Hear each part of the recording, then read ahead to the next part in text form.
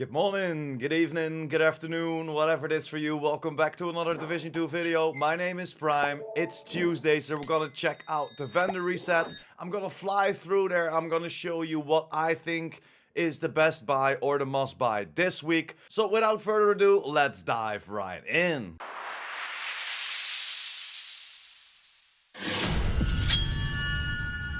And there we are at the countdown vendor, the Baker's Dozen, the Picaro's holster, and the new reliable are for sale. New reliable is of course the named LMG coming with perfect optimized.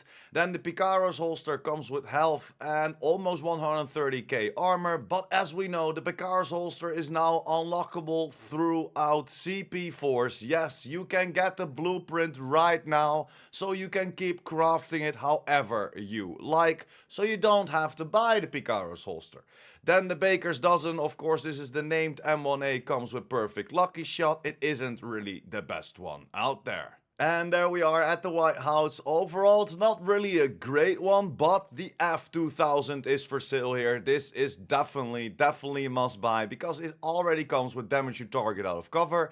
So you can roll that talent away for whatever you think is necessary, creating a universal weapon. So you can always roll a new talent on the gun whenever a new talent comes out with the seasons. So definitely pick up this F2000. And then next to that, you maybe want to pick up this Badger Tough. It comes with headshot damage, critical hit chance, and 122k armor, so you can roll that talent away, for example, for a shotgun build. Headshot shotgun builds are very good as well. The rest is not worth it, so pick these two up or skip this vendor. And there we are at the clan vendor, and overall it's not really worth it in my humble opinion. Maybe you can pick up this chest of Sokolov because it already comes with critical hit damage and hazard protection on there, 11.6% weapon damage, so you can roll the talent away if you want to go for an SMG hazard protection build and not want to go into armor for PvP, for example. And that's pretty much everything you might want to pick up at the vendor, but in my humble opinion, just skip the clan vendor. And there we are at the campus, and you can just skip it. It's not worth traveling for it, not at least in my opinion, so just skip it. Let's jump over to the next one. And there we are at the theater. We can pick up the Fox's Prayers, and this is a very nice one. Of course, comes with damage you target out of cover, 10.6% weapon damage, so you can roll that weapon handling away or use the weapon handling on, of course, a rifle or a marksman rifle build like that, and then optimize the core attribute or even roll it to armor if you want some more survivability. Then next to that, we can pick up a very nice Gloves of Walker and Harris, maxed out weapon damage, 11.3% critical hit damage, so you only have to roll away that repair skills for whatever you think is necessary and optimize the 0.7% critical hit damage to get this to God roll. Definitely pick it up if you're still looking for it. And that's pretty much everything that we can pick up at the theater. So let's jump over to the next one, shall we? And there we are at the castle settlement, but it is not a worth traveling for. It is not a worth buying anything over here. So let's jump over to the DZs. And there we are at DZ East, but it's not worth traveling for. It's way too expensive to spend your DZ credits, too low in attributes, so let's jump over to the next one, shall we? And there we are at DZ South, and the Matador is for sale here with armor regeneration and hazard protection, and of course comes then with perfect adrenaline rush. And I think this is a great backpack for PvP. So if you don't have it yet, if you don't have the blueprint to craft it, then definitely pick this one up for an armor regeneration, hazard protection PvP build.